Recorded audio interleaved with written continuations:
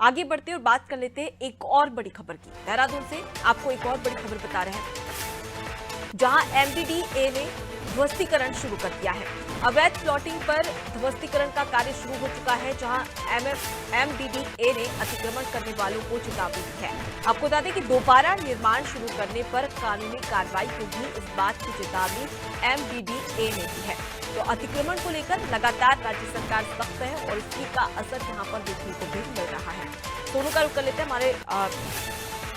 State head लगातार हमारे साथ में जुड़े हुए हैं। सोनू, एमडीडीए ने अब ध्वस्तीकरण का कार्य शुरू कर दिया और सबसे बड़ी बात की एक चेतावनी भी दे दी गई है कि अगर आगे भी इसी प्रकार से दोबारा निर्माण किया गया तो एक सख्त कार्रवाई की जाएगी। लेकिन ये जो चेतावनी है वो कितनी असर कर पाएगी, क्योंकि लगातार हम देख रहे हैं कि उत्तराखंड में लगातार जो अतिक्रमण की और उसके साथ ही बात कर ली जाए अतिक्रमण को लेकर हर एक कवायद यहां पर लोग करते नजर आते हैं, लेकिन उस पर शिकंजा राज्य सरकार की ओर से, प्रशासनिक टीम की ओर से कसा तो जाता है, लेकिन सिर्फ चेतावनी मात्र ही होती है। फिर भी हमें लगातार उत्तराखंड में अतिक्रमण देखने को मिलता है।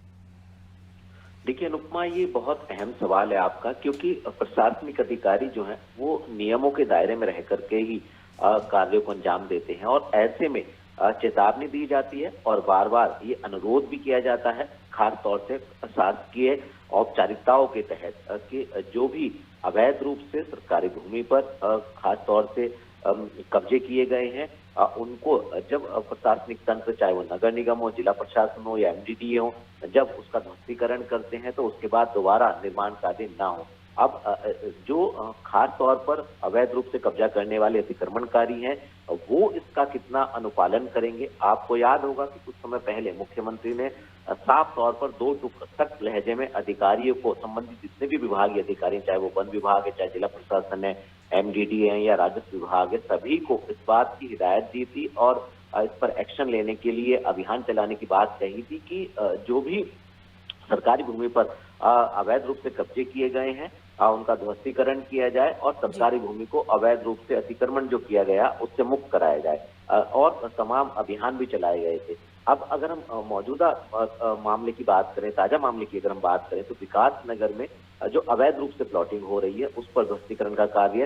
एमडीडीए ने शुरू कर दिया है और निश्चित तौर पर ये चेतावनी भी दी जा रही है कि आने वाले समय में दोबारा से अगर पुनर्निर्माण के कार्य किए जाते हैं तो उन पर कानूनी कार्रवाई की जाएगी, शिकंजा कसा जाएगा। अब देखना होगा कि कितनी शक्ति के साथ जो है वो एमडीडीए खास तौर पर ऐसे कब्जा करने वाले, अवैध रूप से प्लॉटिंग करने वाले जहां पर ध्वस्तीकरण किया जा रहा है उन पर किस तरह से वो रुक पाएंगे या फिर जो एमडीडीए उसको सख्त एक्शन लेने के लिए बाध्य होना पड़ेगा। जी बिल्कुल, तो ऐसे में देखने वाली बात होगी कि किस प्रकार से कार्रवाई यहाँ पर की जाती है। हालांकि चेतावनी तो दे दी गई है, लेकिन ये कितनी कारगर साबित होती है ये वक्त बताएगा। फिलहाल के लिए बहुत शुक्रिया सोनू, तमाम जानकारी हम तक पहुंचाने के लिए। तो देखिए, लगातार अगर हम बात करें उत्तराखंड में तो ध्वस्तीकरण की कार्रवाई तो जारी है, लेकिन अवैध प्लॉटिंग भी लगातार बढ़ती जा रही है, जहाँ पर अवैध अतिक्रमण कर लिया जाता है। इसको लेकर राज्य सरकार भी समय समय पर, उसके साथ ही प्रशासनिक टीम भी अपनी शिकंजा कसती हुई नजर आती है। कई बार निर्देश दिए जाते हैं ध्वस्तीकरण की कार्रवाई करने के, लेकिन उसके बावजूद भी